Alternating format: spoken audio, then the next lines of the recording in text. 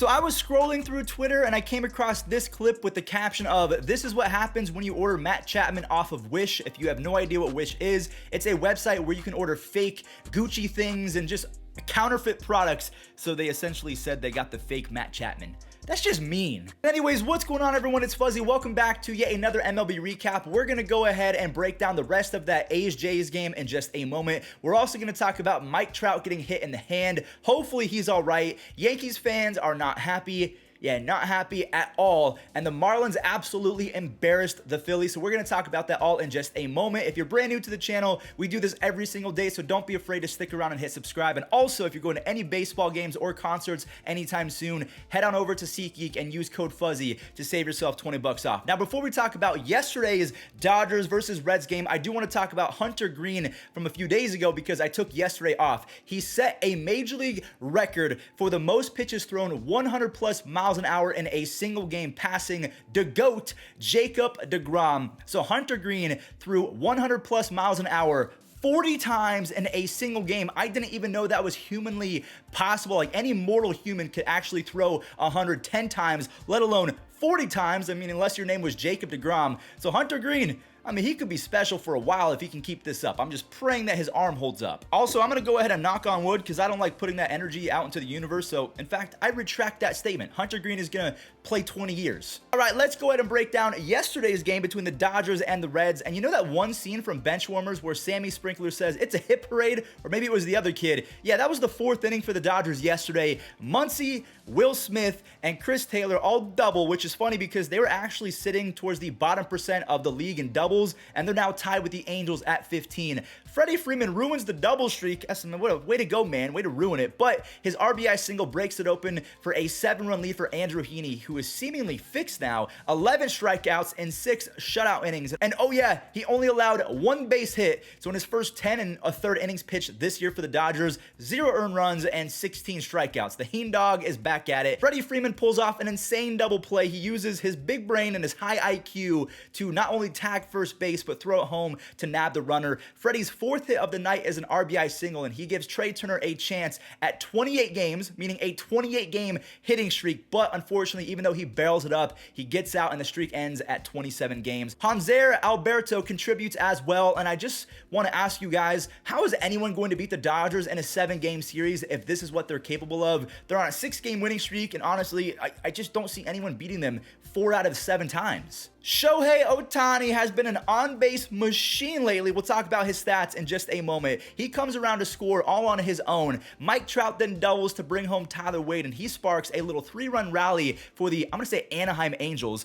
Adolis Garcia is able to get his hands through the zone, and speaking of hands, not Mike Trout, not the GOAT. Luckily, x-rays were negative, so he's just going to miss a game or 2. Thank you, baseball gods, for not taking away Buxton or Mike Trout. Both of their x-rays were negative. So the Angels turn into the Yankees for a moment, scoring 2 with singles from former Yankee legends Velasquez and Tyler Wade. So the Angels are now on a 3-game winning streak after getting pummeled by the Astros in week 1. They're sitting at 6-4, and Ohtani is hitting 300 with 3 home runs since giving his bat CPR. So if any of you kids out there are struggling, just give CPR to your bat and it'll wake it up. It'll bring it back from the dead. All right, we're going to talk about this game real quick. The Guardians got lost to the Giants 8-1. Moving on. All right, let's talk about this game. Whoever made the schedule needs to be fired. I just want to have a chat with whoever thought it would be a good idea to have the Giants face off against the Guardians in their home opener. That's just mean. Tyro Estrada belts one for the game's first few runs and then grabs another in the 4th as Bobby Bradley just straight up cannot handle this throw and he misses it. Bobby Bradley is on thin ice right now with Guardians fans.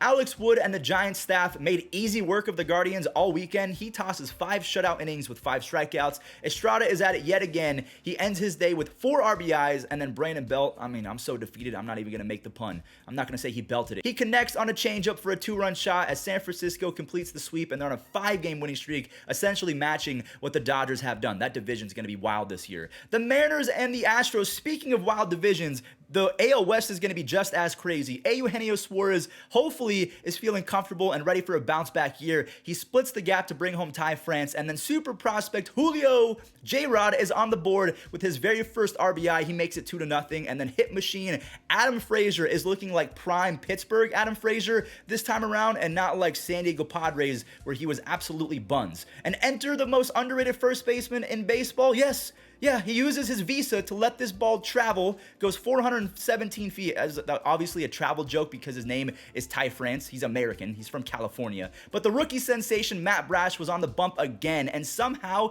he's able to skate past 6 different walks to only allow 2 earned runs to that vaunted Astros offense. He definitely has the makings to be very good, but that command has to be put back in check. Kelenic has been getting on base a whole lot more as well, and he comes around to score after Abraham Toro doubles against his former team. And like I mentioned, the West divisions between the AL and the NL, they're both going to be crazy, and that's why I love baseball. Move on over, Garrett Cole. There is a new sheriff in town. The brand new ace for the New York Yankees is a man named Nestor Cortes. But before we talk about pitchers, look at this grab. I'm not going to lie, I don't know if this was the wind or just an awful route from the center fielder, but he made it for it and he makes the grab, and that helps out starting pitcher Bruce Zimmerman, who looked like prime Cliff Lee yesterday. But that means if he looked like prime Cliff Lee, Nestor Cortes was prime Randy Johnson.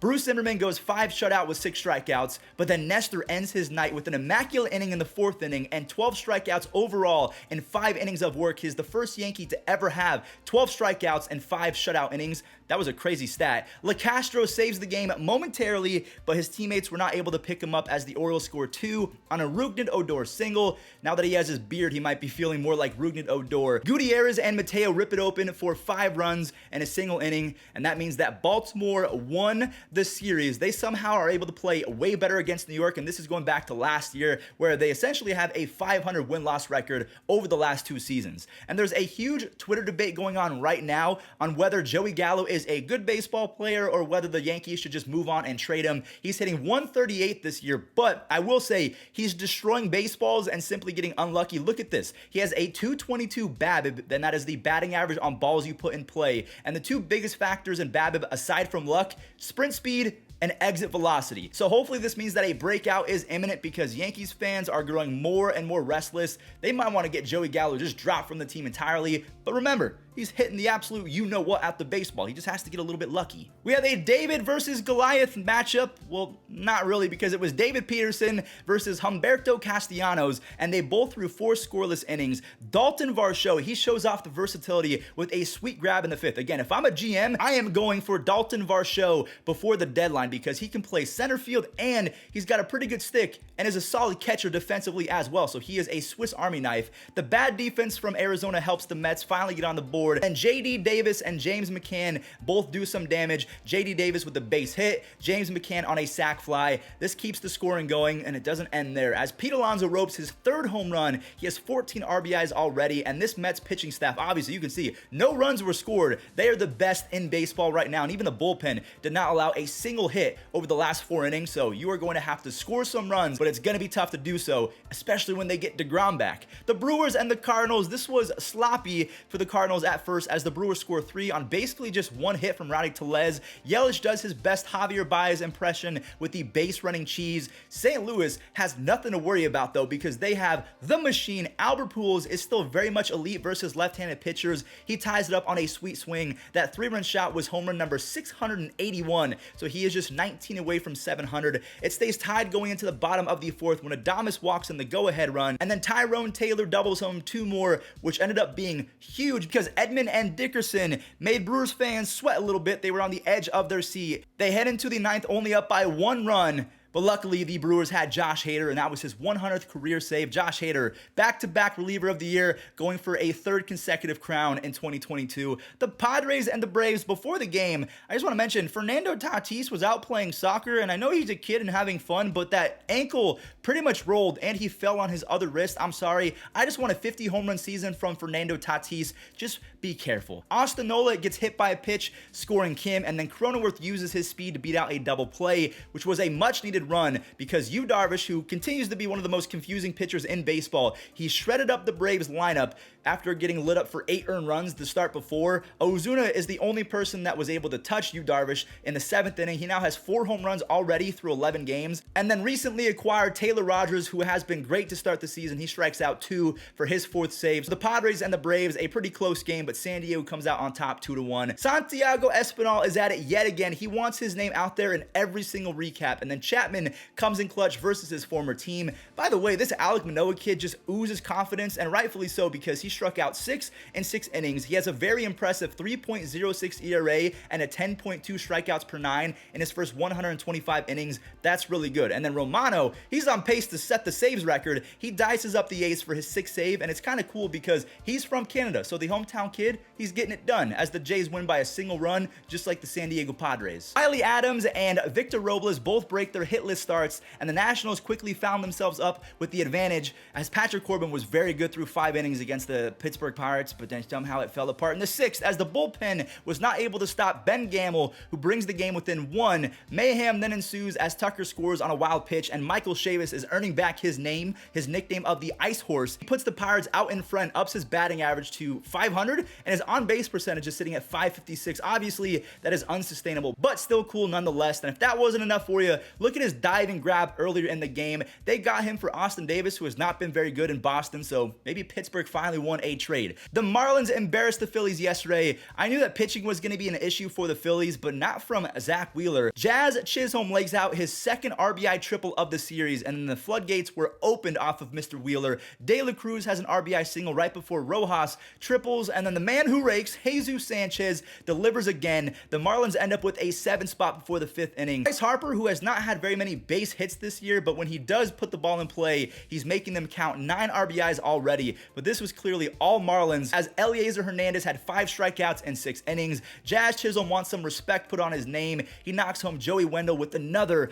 RBI extra base hit using his elite speed. He's got 2 doubles, 2 triples, 2 home runs, 10 RBIs already. The man is so good at the game of baseball, and Philly needs to find that early season magic again, because when that lineup is not hitting, they kind of just look dead when things aren't going their way. Tampa Bay faced off against the White Sox, and they found themselves up 2-0 after a walk and a ground out, and then Margot found a hole to bring home Choi, and then Kiermaier's walk caps a 4-run nightmare first inning for the White Sox. TA7 tries his best to get his team hyped up, but Josh Lowe steals that hype, puts on his moon shoes to rob this home run. Mejia continues his productive start. He has 7 RBIs in his first 6 games after this 2 RBI base hit. Wander Franco shoots the gap to drive home Mejia. Randy does the same as Tampa Bay embarrasses the White Sox at home in an 8-2 ball game. And it's so funny because these teams spend 7 weeks in Arizona or Florida for spring training, and then they go play in 30-degree Chicago or Cleveland, and it's almost snowing. The Cubs and the Rockies, Wilson Contreras in Coors Field should not be allowed. He has so much pop. That's his 2nd home run.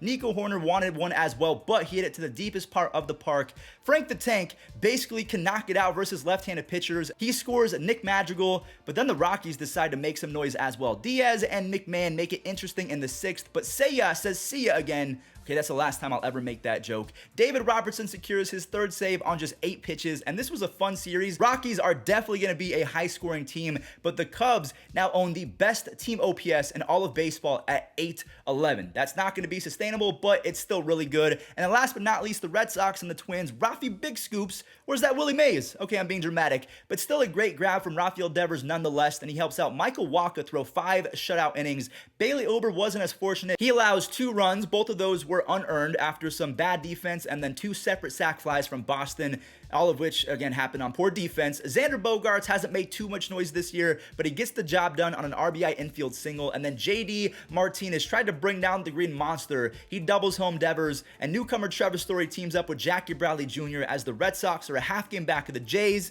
The Yankees and the Rays are both 1 game back, and I feel like all of these divisions in baseball, including the AL Central and the NL East, are going to be all-time great. I mean, every division is stacked right now for the top 3 teams. But that is going to do it for today's MLB recap. Thank you all so much for watching. If you watched all the way until the end, give me a little like and a subscribe if you enjoyed it. And to end today's video, enjoy the rest of the web gems from yesterday. And the pitch. Breaking ball hit in the air, center field.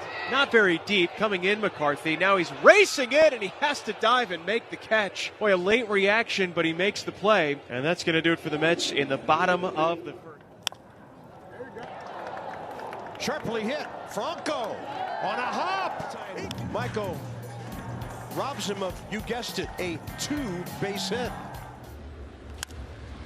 Didi lifts one out toward left field. Anderson, long run. This one is going to be caught in foul territory. See the eyes right on the ball. Nice little slide to protect himself from the ball whistled toward left field, and Staggering down. Correa made the catch. Last 3 balls have been